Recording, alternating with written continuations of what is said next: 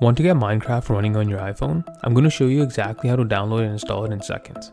I'm also going to show you the two specific settings that might block the download if you don't check them first. So stick around for that. First, open up the App Store and search for Minecraft.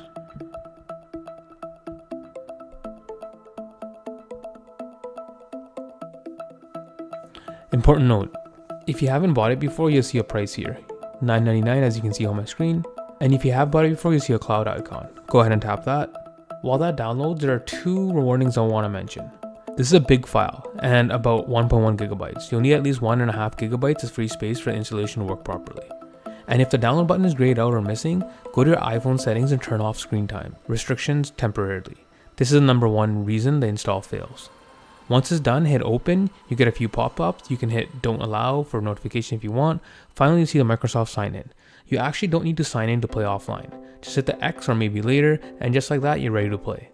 Ever wonder how to see all saved passwords on iPhone? Check out this video now.